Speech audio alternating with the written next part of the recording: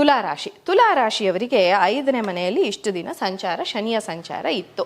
ಪಂಚಮ ಶನಿ ಕೂಡ ಸ್ವಲ್ಪ ತೊಂದರೆಗಳನ್ನು ಕೊಡೋದಕ್ಕೆ ಚಾನ್ಸಸ್ ಇರುತ್ತೆ. ಇವಾಗ 6ನೇ ಮನೆಗೆ ಶನಿಯ ಸಂಚಾರ ಆದ ನಂತರ ಮಾರ್ಚ್ 29ರ ನಂತರ ಶುಭ ಫಲಗಳನ್ನು ನೀವು ಖಂಡಿತ ಎಕ್ಸ್ಪೆಕ್ಟ್ ಮಾಡಬಹುದು. ಅಂದರೆ ತುಲಾ ರಾಶಿಯವರು ಶುಭ ಫಲಗಳನ್ನು ಎಕ್ಸ್ಪೆಕ್ಟ್ ಮಾಡೋದಕ್ಕೆ ಚಾನ್ಸಸ್ ಇರುತ್ತೆ.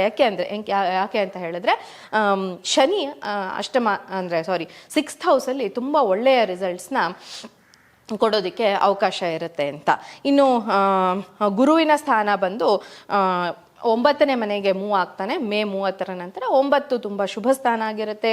ಗುರುವಿನ ದೃಷ್ಟಿ 9 ಲಗ್ನದ ಮೇಲೆ ಬಿದ್ದಿರುತ್ತೆ ಅಥವಾ ರಾಶಿಯ ಮೇಲೆ ಬಿದ್ದಿರೋದ್ರಿಂದ 5ನೇ ದೃಷ್ಟಿ ತುಂಬ ಶುಭ ದೃಷ್ಟಿ ಆಗಿರೋದ್ರಿಂದ ನೀವು ಅಂದುಕೊಂಡಂತಹ ಕೆಲಸ ಕಾರ್ಯಗಳು ಸುಗಮವಾಗಿ ನಡೆಯೋದಕ್ಕೆ ಅವಕಾಶ ಇರುತ್ತೆ. ಮತ್ತು ನಿಮ್ಮ ತಂದೆಯವರಿಗೇನಾದರೂ ಆಸ್ತಿಪಾಸ್ತಿಗಳ ವ್ಯಾಜ್ಯ ಇದ್ದರೆ ಅದು ಕ್ಲಿಯರ್ ಆಗೋದಕ್ಕೆ ಅವಕಾಶ ಇರುತ್ತೆ. ಹಾಗೆಯೇ ಅವರಿಗೆ ಎಲ್ಲಿಂದನಾದರೂ ಹಣಕಾಸಿನ ಅನುಕೂಲ ಆಗಬೇಕು ಅಂತಿದ್ರೆ ತಂದೆಯ ಮೂಲಕ ನಿಮಗೂ ಕೂಡ ಕೆಲವು ಅನುಕೂಲಗಳು ಆಗೋದಕ್ಕೆ ಅವಕಾಶ ಇರುತ್ತೆ ಅಂತ.